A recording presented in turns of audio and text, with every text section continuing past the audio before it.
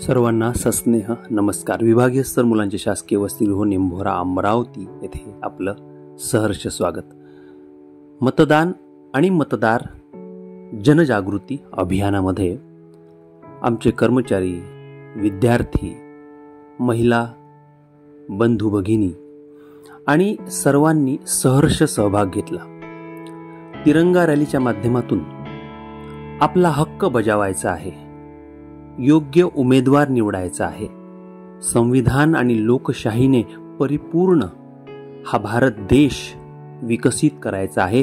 तळागाळातल्या प्रत्येकाला न्याय मिळाला पाहिजे असाच उमेदवार मला निवडून द्यायचा आहे.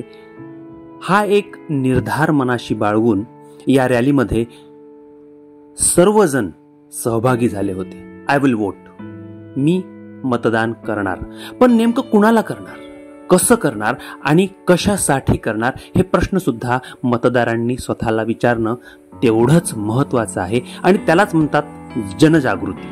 मतदान करणं हे तर अनिवार्य आहे, प्रत्येक नागरिकाचं कर्तव्य आहे.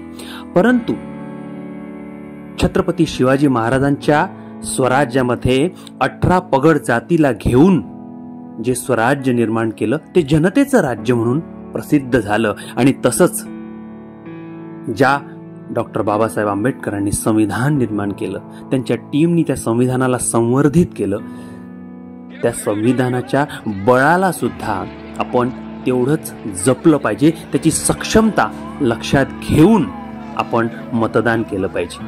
आज संपूर्ण विश्वामध्ये जागोजागी अशांतता पसरलेली आहे, पण शांततेचं प्रतीक असलेलं हे भारत देशाचं तत्व आपण अजूनही विश्वपटलावर सर्वोत्तम आहोत.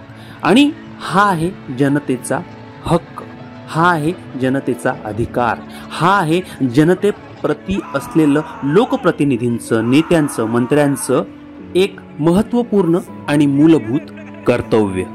कारण हा भारत देश वेगवेगळ्या धर्म, जाती, पंथ, भाषा यांनी व्यापलेला आहे.